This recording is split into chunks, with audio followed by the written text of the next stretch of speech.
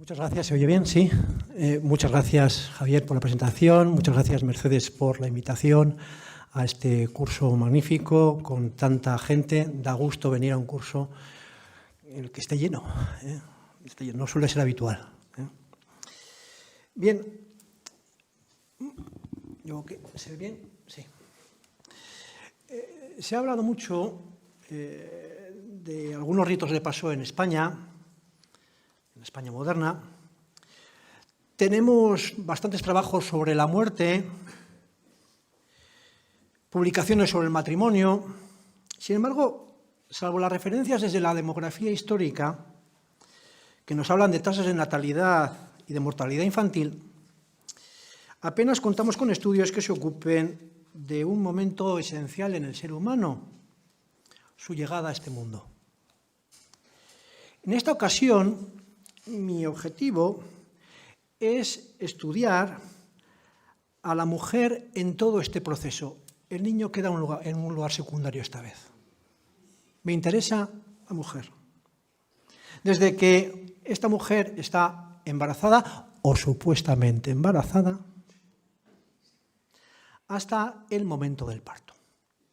Un momento del parto que se recoge en numerosas láminas, no es tanto el momento del parto, sino el momento del posparto. En tablas como esta del Museo de Navarra, que me proporcionó Mercedes Jover, este nacimiento de San Juan Bautista, que es uno de los temas, el nacimiento de San Juan Bautista y el nacimiento de la Virgen, es un motivo habitual que nos ayuda a entender el ambiente de un parto en los siglos XV, XVI y XVII. Cuadros como estos, este nacimiento de la Virgen de Morales, este de Zurbarán, otro nacimiento de la Virgen, o este de Ambrosius Benson.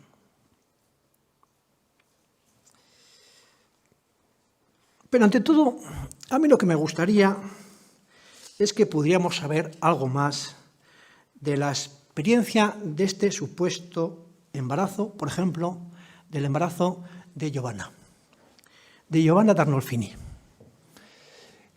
¿Qué sabemos de ella? ¿Qué sabemos de ella? De las miles de mujeres que pasaron por aquella experiencia en los siglos XVI y XVII en medio de unas circunstancias histórico-culturales concretas. Tenemos que conocer a esas mujeres que asistieron al parto, que acompañaron a las parturientas. ¿Qué hacían? ¿Cuál era su misión? ¿Cómo contribuyeron al desarrollo de una cultura femenina en torno al embarazo y al parto? Sobre todo, a la comadre, la partera, esa mujer con experiencia, conocedora de todo lo necesario para atender a la parturienta, para ofrecer los primeros cuidados a la criatura, para dirigir a todo el equipo, como aquella Inés de Ayala, comadre en la corte de Felipe IV, que asistió a las reinas y también a las amantes del monarca, siempre en el máximo secreto. Pero nos interesa también, como no, la parturienta, sus dolores, sus miedos, su fe, su esperanza, en un momento vital y decisivo para su existencia. Y finalmente, ¿por qué no? Tendremos que decir algo del padre. Si es que ejerció o no algún papel en todo este proceso. Para todo ello, contamos con diversas fuentes. En España, la primera obra escrita en castellano dedicada exclusivamente al parto es el libro del arte de comadres y madrinas, del regimiento de preñadas y paridas y de los niños, obra del mallorquín Damián Carbón de 1541. Pero al parecer es un libro que había terminado con anterioridad en 1528. ¿Qué transmite en este libro? Pues los saberes recientes de Hipócrates, de Galeno, de Aristóteles o de Avicena, pero sobre todo lo que le comunicaban, lo que le contaban las comadronas que asistían a los partos. Hay otros autores como Francisco Núñez, el libro del parto humano, un libro de 1580 publicado en Alcalá, de gran éxito, aunque dicen que es solamente una traducción de una obra de un autor alemán, pero que promocionaba un útil tan magnífico, luego lo veremos, se mencionó el primer día, como la silla de parir. O bien otro libro que a mí me parece magnífico, como es 10 privilegios para mujeres preñadas, que se recoge los 10 privilegios fundamentales que tenían las mujeres durante su embarazo. Y sobre todo tenía un capítulo dedicado a cómo defender las criaturas y a las embarazadas del mal de ojo. Bien, hablemos del embarazo.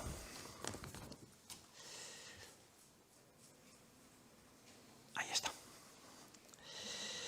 El fin del matrimonio era fundamentalmente, tanto para protestantes como para católicos, la descendencia, la procreación. Y por eso, en primer lugar, hubo una especial preocupación por la esterilidad. Habrá una serie de libros que se publiquen sobre los problemas de esterilidad. Pero ojo, hay una idea común que dice, no, es que en el pasado se creía que solo las mujeres eran estériles y no los hombres. No es cierto. Lovera de Ávila titula el libro de Regimiento de la Salud de la esterilidad de hombres y mujeres. Él es un médico del emperador y lo único que hace es recoger testimonios de otros médicos. Por tanto, primer mito, en la época se conoce que la esterilidad es para hombres y mujeres y por supuesto dan remedios. ¿Qué hay que hacer para que una mujer evite la esterilidad? Pues evitar que coman cosas con vinagre, ya lo saben. Si alguien tiene algún problema, que no come vinagre. Es bueno que una mujer coma aves, yemas de huevos, piñones y buen vino. Y buen vino. En el caso de que el hombre pues, no sea muy hábil en el acto venéreo, pues 3 o 4 yemas de huevos, blandos y frescos, dátiles y piñones, es algo magnífico. Bien. Primer problema, esterilidad. Segundo, el tema de los antojos y de las náuseas. Luego explicaré esta imagen. Ruices de Fontecha, a partir de los estudios de Galeno y de Hipócrates, consideraba que se sabía si una mujer estaba embarazada no solo, entre comillas, si le faltó la regla, sino también si siente gravedad en todo su cuerpo, hastío en el estómago, mala gana de comer, una desigualdad en todo el cuerpo, casi como cuando hay escalofríos, un apetecer cosas de fuera de las ordinarias que se comen. Para evitar las náuseas, lo mejor es el membrillo, que lo sepan, el membrillo, en sus diferentes recetas. Pero más juego daban los antojos. Y los autores del momento, aunque algunos hacían bromas, tienes más antojos que una preñada, se dice ya en alguna obra de refranes del siglo XVII. Sin embargo, se lo tomaba muy en serio. Ahora voy a explicar por qué. Ruices de Fontecha resumía la situación de la siguiente manera.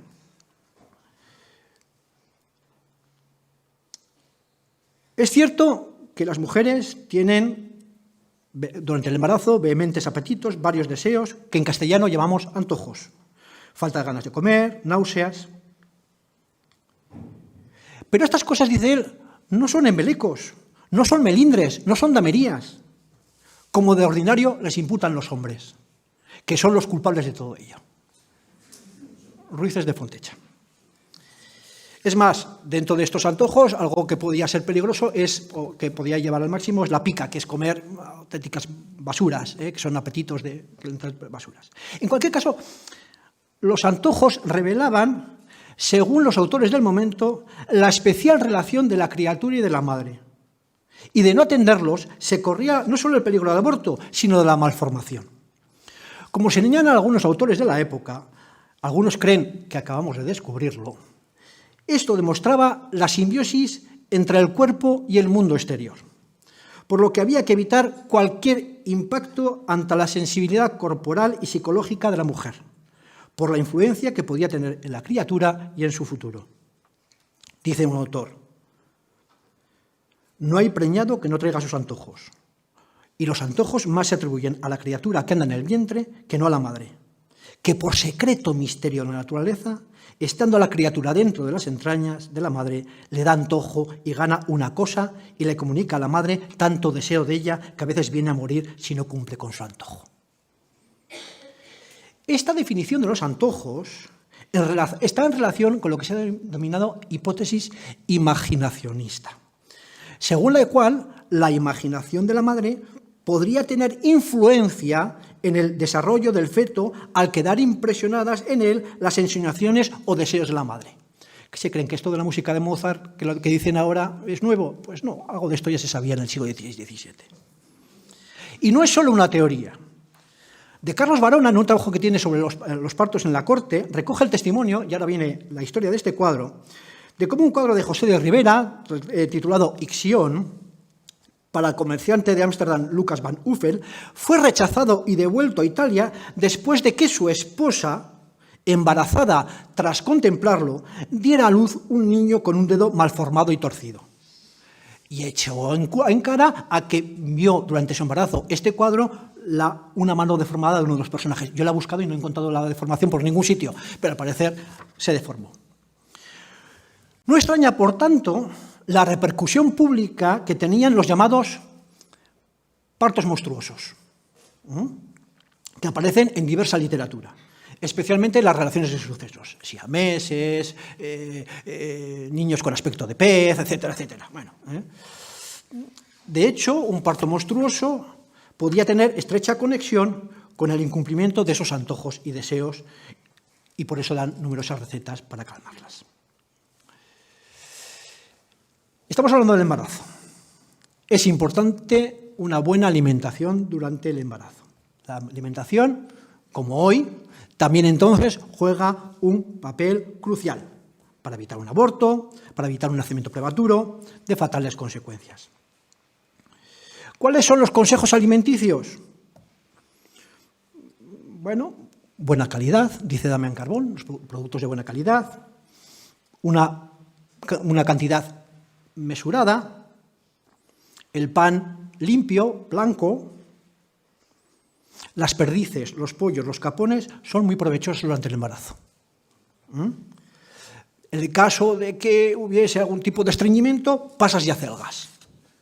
Y, por supuesto, el vino. Se ha de beber un vino sutil, viejo, de buen olor. Y si se bebe agua, que sea con hierro. Bien. ¿Qué papel tenía el padre en el embarazo? La imagen que tenemos del padre en el embarazo en el antiguo régimen es un padre que no le importa, ¿sí o no? Parece que es algo que nos importa ahora. ¿Qué padre no se pierde hoy el parto de sus hijos? Pues prácticamente todos están presentes. Hoy los hombres en su mayoría no se quedan fuera de las salas de los hospitales o de los espacios hogareños preparados para el acontecimiento. Comparten el momento, que es un momento que es importante para la mujer. Y se considera que esa presencia del marido o del padre es un apoyo emocional necesario. Sin embargo, no hemos estudiado nunca la presencia del hombre durante el parto en los siglos modernos. Quizás porque se consideraba, como algún antropólogo ha dicho, que el padre durante el parto era una necesidad biológica, pero un accidente social. Bueno.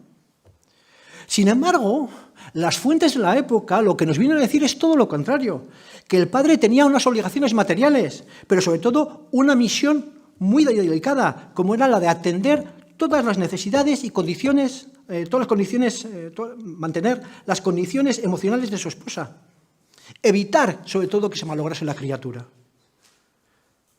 Como señalan las publicaciones recientes, del siglo XXI, el feto no solo está inmerso en el líquido amniótico, sino también en un recipiente emocional de la mente de su padre y de su padre, el cual puede ser más o menos favorable para el desarrollo óptimo y saludable de la criatura.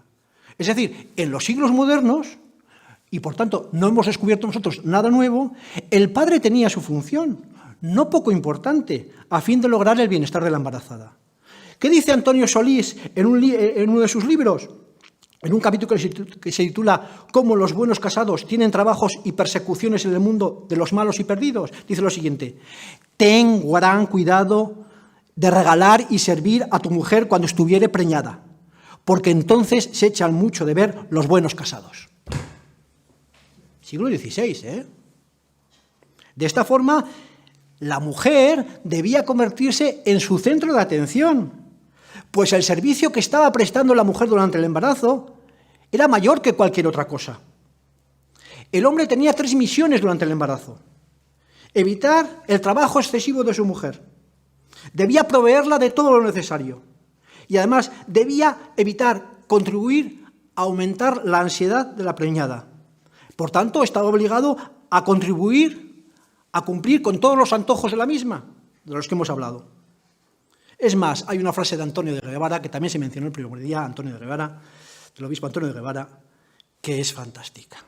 Que dice: en ley de buen marido cabe que emplee los ojos en mirarla, la mano en servirla, la hacienda en regalarla y el corazón en contentarla. Siglo XVI.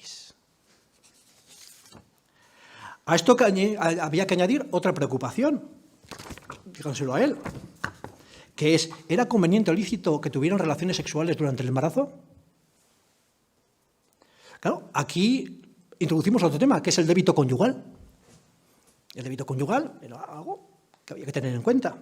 ¿Qué nos van a decir los moralistas al momento? Durante el embarazo, la mujer quedaba libre. Quedaba libre de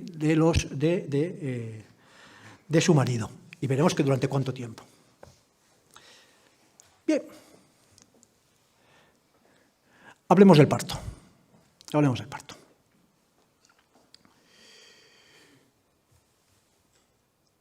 Un momento de descanso.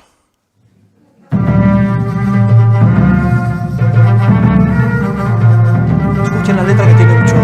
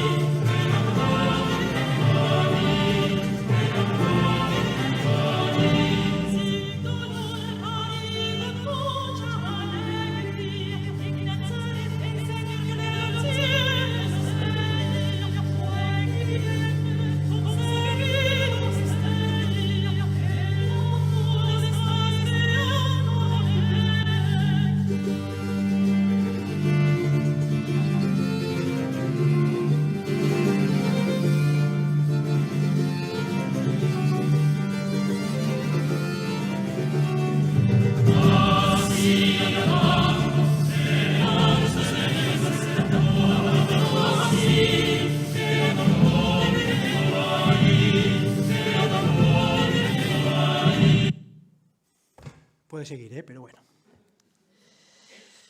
Durante el embarazo, una de las causas principales de la melancolía de la mujer, de las preocupaciones, era el miedo a la muerte. No en vano, según cuenta en una historia de la vida y milagros de Ignacio de Loyola, luego hablaremos mucho de esto, a una mujer casada, estando cercana al tiempo del parto, le dieron crudelísimos dolores, con unas congojas y ansias mortales, de suerte que sin remedio se moría. Y solía decir, cuando le preguntaban qué tenía: dolores de parto y dolores de muerte. Mas para afrontar psicológicamente ese momento, las parturientas de los siglos XVI y XVII contaban con el apoyo familiar, con las habilidades de las comadres, pero también con numerosos intercesores, como tendremos ocasión de comprobar. Vamos a hablar de la comadre. Hoy el nacimiento, como tienen ustedes en pantalla, es ante todo un acontecimiento médico, que se desarrolla en un hospital dirigido por personal médico especializado. Sin embargo, cuando se ven algunos estudios de referencia que hacen referencia al parto en el pasado, se habla en términos de crueldad, en términos de ignorancia, de superstición, de marginación, para referirse sobre todo a aquellas que controlaban el parto, es decir, las comadronas, las parteras, las comadres. Pero de hecho, hasta el siglo XVIII, el tratamiento y cuidado del parto pertenecía casi en exclusiva a las mujeres, las cuales desarrollaron en torno a él un ritual que, como acertadamente apunta un autor inglés como es Adrian Wilson, representaba su cultura colectiva y satisfacía sus necesidades materiales, psicológicas y espirituales. Y muchas de ellas, a pesar de estas críticas de supersticiosas, de sucias, de mal preparadas, forjaron un merecido prestigio por su profesionalidad y buen hacer. La partera aparecía así como un personaje más, los hemos visto, en las diferentes escenas pictóricas y escultóricas que atestiguan el protagonismo femenino. De esta forma, en Europa, el momento del parto está en manos de las comadronas, asistidas en su labor por otras mujeres, y así se reconocía en muchos tratados. Damián Carbón dice: el sabio colegio de médicos determinó por honestidad que fuese el ministro mujer en los partos. Por honestidad, quien debía estar presente en un parto no era un hombre, sino una mujer. El médico, el cirujano, acudía en momentos de grave peligro. ¿Cómo debía ser esa comadrona? Pues según Damián Carbón, que hace una descripción excelente, dice lo siguiente, y recojo un texto largo: no sea fantástica, no sea riñosa, sea alegre, gozosa, porque con sus palabras alegre a la que pare. Sea honrada, sea casta para dar buenos consejos y ejemplos. Mire que tiene honestísima arte. Sea secreta, que es la parte más esencial. ¿Cuántas cosas le vienen en manos que no se han de comunicar por la vergüenza y daño que se seguiría? Tenga las manos delgadas y mire las carnes que tiene que tratar. Sea ligera en el tacto, que no haga lesión en las carnes delicadas. Tenga temor de Dios, sea buena cristiana porque todas las cosas le vengan bien. Deje cosas de sortilegios, ni supersticiones, ni agüeros. Y sea devota de la Virgen María. Estas eran las que eran las primeras llamadas por parte de los maridos, eran las llamadas para cuando se sentían los primeros dolores de parto. A ella obedecían el resto de las mujeres. Ella preparaba la sala, porque había que preparar la sala del parto. Pero a la comadre había que controlarla. Había que controlarla. ¿Cuál es el control que se hace sobre la comadre? Durante la Europa de los siglos XVI y XVII, el control sobre las parteras es fundamentalmente un control eclesiástico. No hay tanto un control médico, porque por ahora están fuera del control médico, por ahora, y por los estudios que tenemos hay resquicios que lo que acabo de decir pueden decir lo contrario, pero por ahora tenemos que decir esto. ¿Qué es lo que se hace, sobre todo con Trento? Estar vigilantes sobre las comadres en dos cuestiones: el bautismo y la superstición. ¿Por qué? Porque es a las comadres a quienes correspondía ofrecer el bautismo de emergencia, el bautismo de necesidad en caso de peligro, y no era pocas veces. Es más, esta es una silla de parir, y esta es la práctica de la silla de parir. Pero bueno, saltamos esto. Bautismo de emergencia. ¿Qué es lo que nos dicen las fuentes? Se establece cómo se debe realizar ese bautismo de emergencia. Es más, en primer lugar, los párrocos debían examinar a todas las parteras de esta misión. Dirán ustedes, ¿por qué? Porque estaba en juego la salvación de la criatura. Estaba en juego la salvación de la criatura. Y eso era lo fundamental.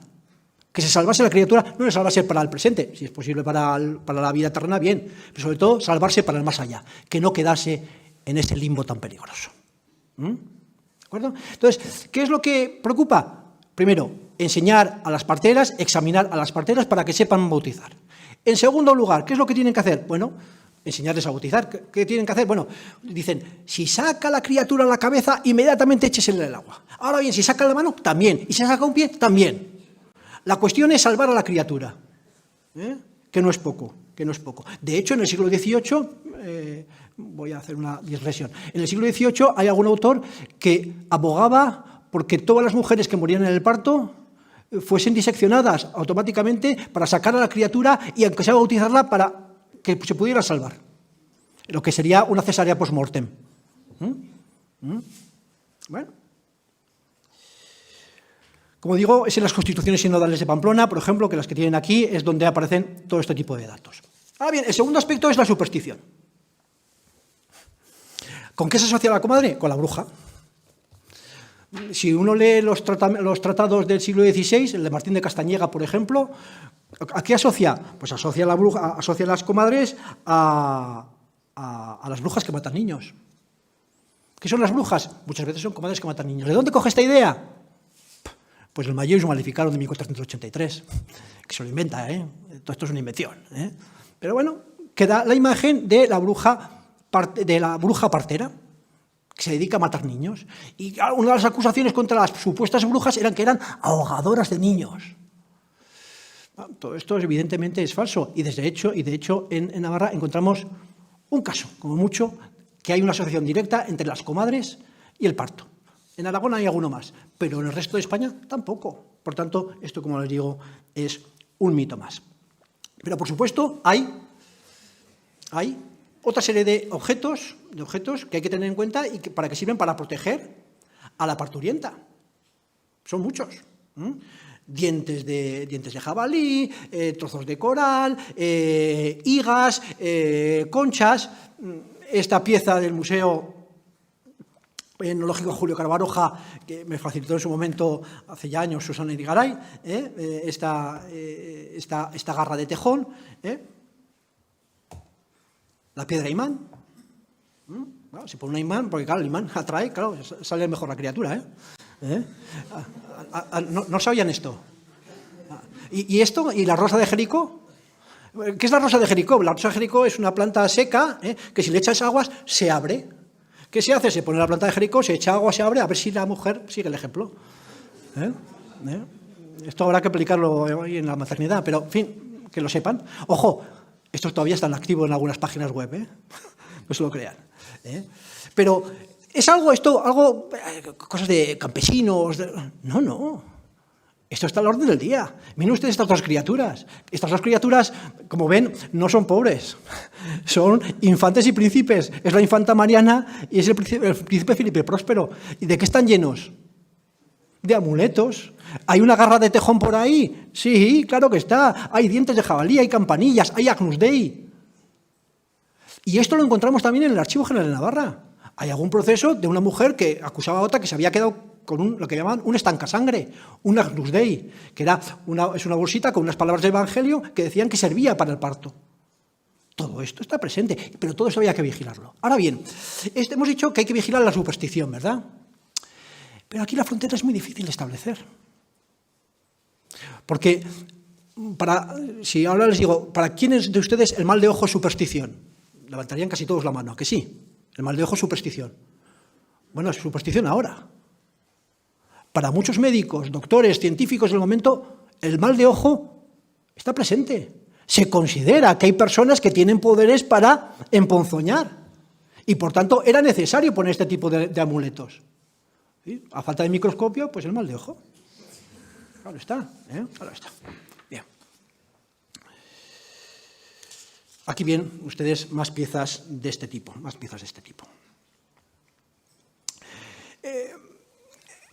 Ustedes han visto las escenas del parto que hemos puesto antes, ¿verdad?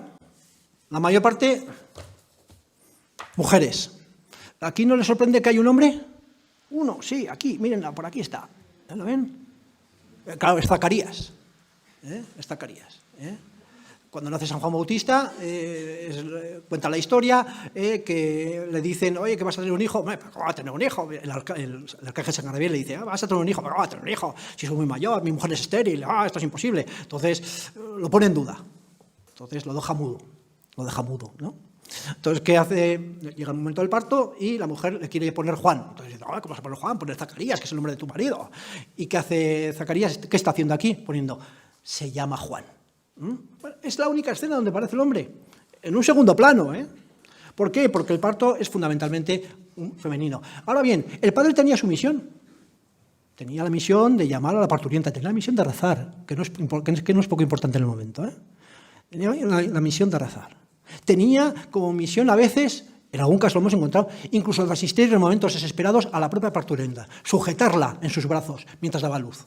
Pero bueno, esos son casos más extraños. Ahora bien, vamos a hablar ahora del peligro de la muerte. Si estamos hablando del parto, tenemos que hablar del peligro de muerte de la madre. No estamos hablando de la mortalidad infantil, sino de la mortalidad materna.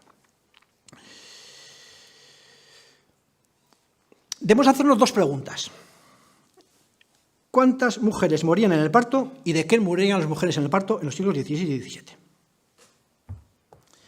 A comienzos del siglo XXI, en la España, y corregidas las estimaciones oficiales, la tasa ronda entre las 7 y 8 mujeres que mueren por cada 100.000 nacimientos. 7 o 8 mujeres por cada 100.000, que es una cifra muy baja.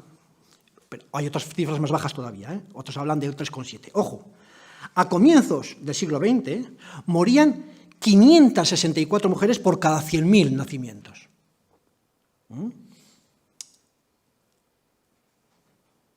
La tasa hoy de mortalidad materna es de un 0,0037%.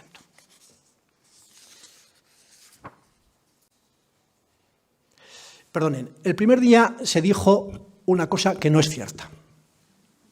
Se dijo que la mortalidad en el parto era la causa fundamental de mortalidad en las mujeres. No lo es. Esta es una frase que nos hemos encontrado en los libros y que repetimos los historiadores como papagayos. Yo el primero, ¿eh? Yo el primero. Hasta que uno se da cuenta de que esto no es cierto. Ya en el año 90 había un trabajo que nos decía cuántas mujeres morían en el parto. ¿Y saben cuántas? Se habla de entre un 1 y un 2%. Un 1 y un 2%. La cifra es alta.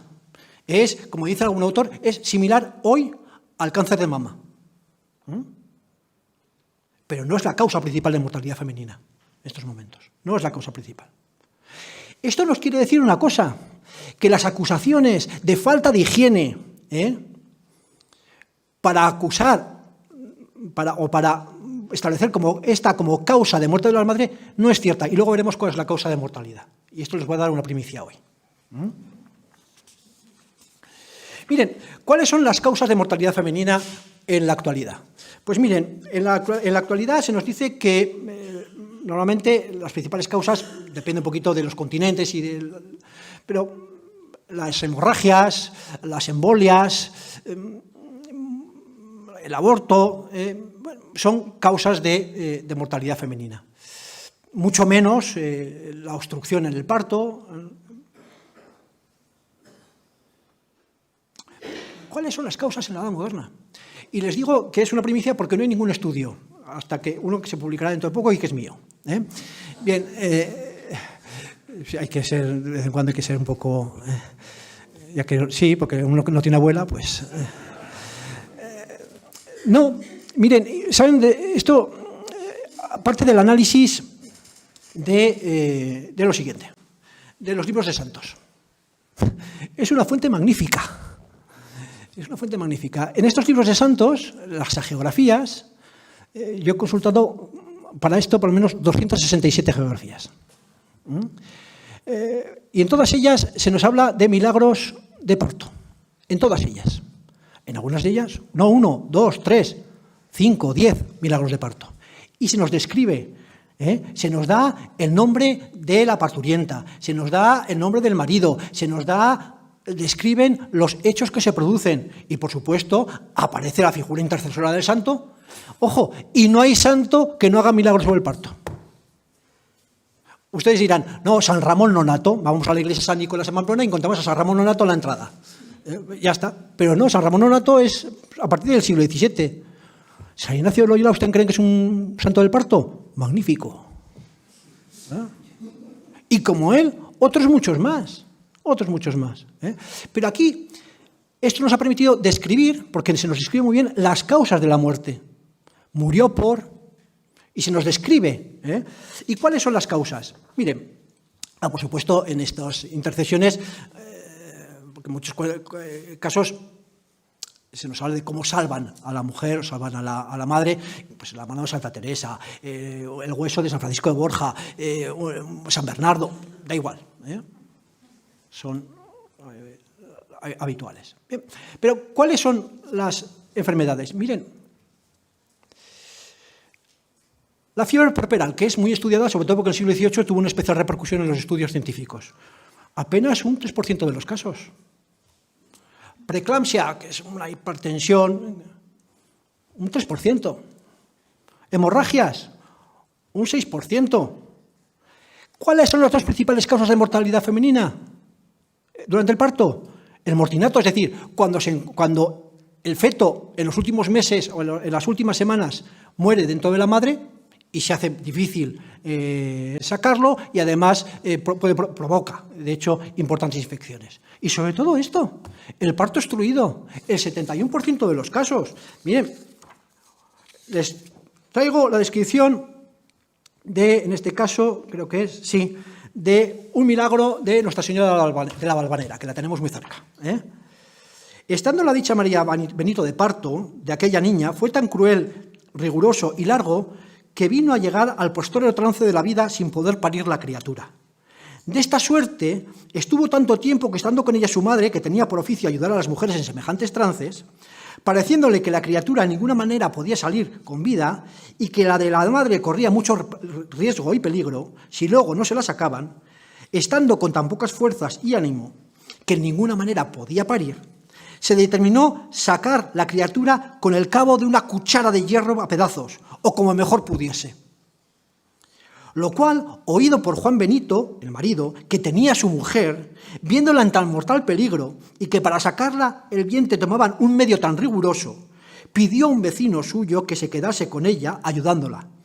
Y saliéndose a otro aposento, puesto de rodillas, derramando tiernas lágrimas de dolor y sentimiento, suplicó a Nuestra Señora de la Valvanera. Madre e hijo se salvaron. Estas descripciones son las habituales y eso nos han permitido describir que en la mayor parte de los casos de muerte materna se produce por la distocia, por el parto obstruido. ¿Y por qué, me dirán? Pues quizás sea arriesgado, porque no se conoce la cesárea o no se tienen las ventajas de esa cesárea que se desarrolla fundamentalmente entre los años 30 y 60 del siglo XX. Hasta entonces no existe. Existe la cesárea post-mortem, pero poco más. Y esto es lo que ha evitado que ahora, hoy, en el siglo XXI, el parto obstruido sea una causa menor de mortalidad femenina. Pero sí era una causa habitual en el siglo XVI y XVII. Voy acabando. Estos son imágenes que aparecen en los libros de medicina sobre posturas o situaciones de los niños durante el parto. El posparto, muy rápidamente.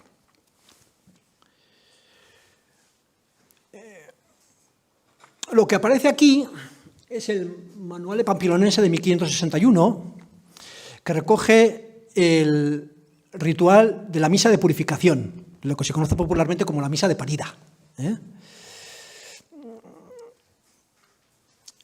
Después del parto, la mujer entraba en un nuevo estadio, en un periodo que los ingleses llaman la Yinin y nosotros llamamos cuarentena. Es un periodo de cuarentena en el que la mujer está en un periodo de recuperación. Todavía hoy seguimos llamándole cuarentena, aunque creo que la cuarentena cada día dura menos. Pero, en fin, se llama cuarentena. Esa cuarentena terminaría con esta misa de purificación. Esta misa de purificación o misa de parida. Una práctica que es bastante común. Es costumbre en nuestro tiempo que por causa de la honestidad, hasta que un mes se cumpla, no suelen las mujeres salir de casa. Es decir, durante ese mes, esos 40 días, la mujer no salía de casa hasta que finalmente iba a la iglesia y allí entregaba las hebreas, las judías en el Levítico entregaban unas palomas, ahora se entrega una vela en señal de acción de gracias. Pero es esto, la misa de purificación, y lo dice el mismo Manual de Pampilonense, no tengan ustedes la idea que es que la mujer queda impura después del parto. No. Ojo, es una idea que ha quedado permanente hasta el siglo XX, pero ya desde el siglo XVI la Iglesia dice que esto no es así. ¿Para qué es la misa de purificación? ¿Para hacer purificar a la mujer? No, es una misa de acción de gracias. Es un acto que tiene mucho de psicología. Y eso hay que tenerlo en cuenta. Lo más sencillo es interpretar la misa de purificación como una imposición masculina y eclesiástica. Pero considero que, como muestran los testimonios, los diferentes testimonios que hemos ido recogiendo, esto hay que contextualizarlo. El papel de sumisión de la mujer al marido, sostenido por las leyes, procuraba romperse durante este periodo, desde el momento del parto hasta la purificación. La mujer quedaba libre del marido. El marido prácticamente no se hacía presente durante esos 40 días.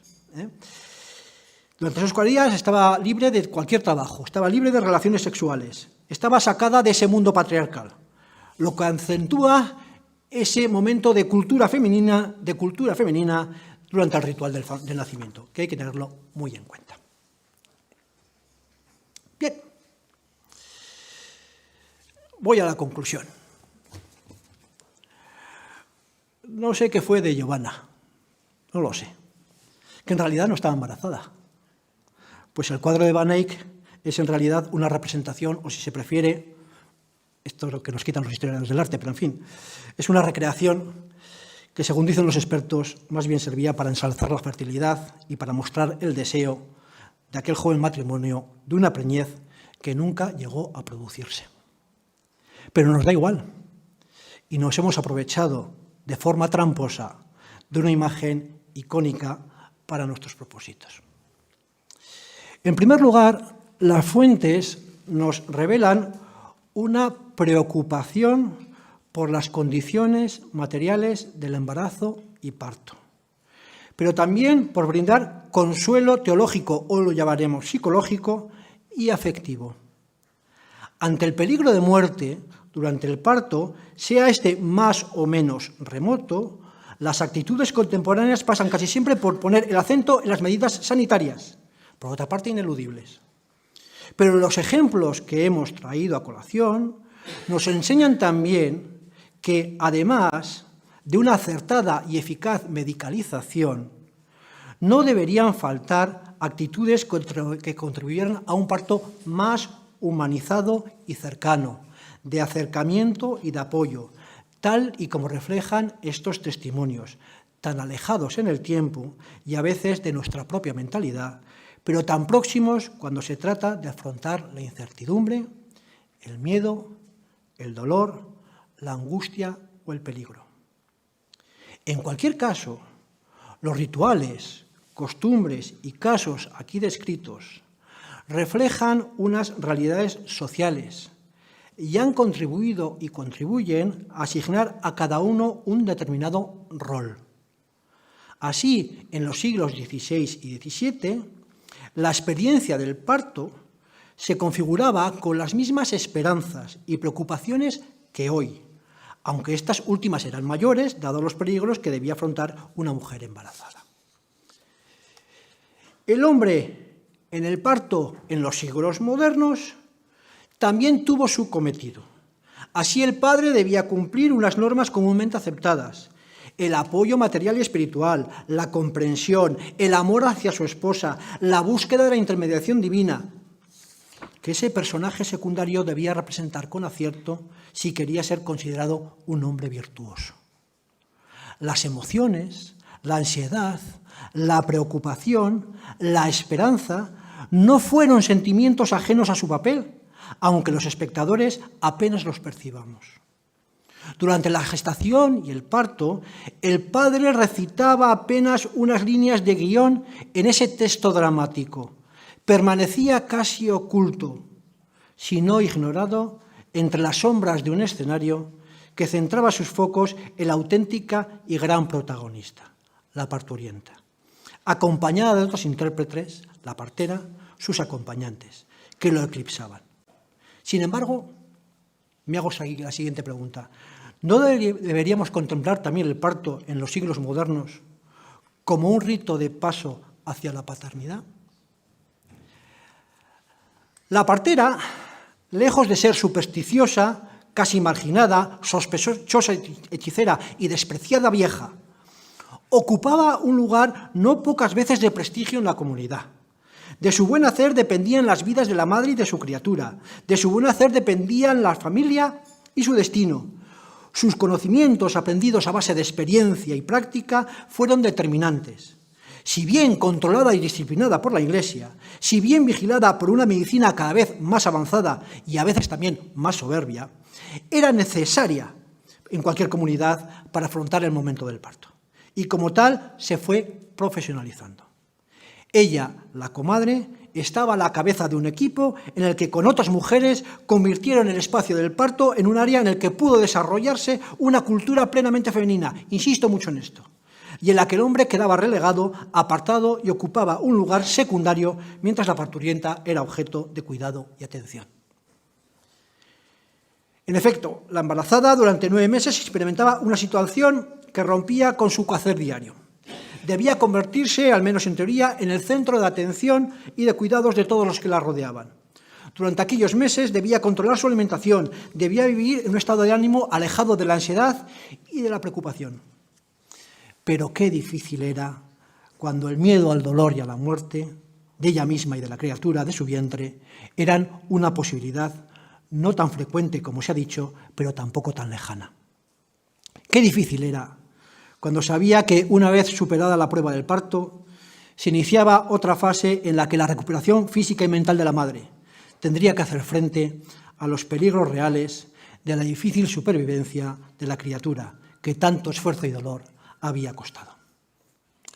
Todos ellos, padre, madre, parturienta, estuvieron sujetos a leyes, a costumbres, a técnicas y a modas que fueron cambiando con el paso del tiempo, y a un disciplinamiento social que marcó sus vidas y que es necesario que las recuperemos y las recordemos. Muchas gracias.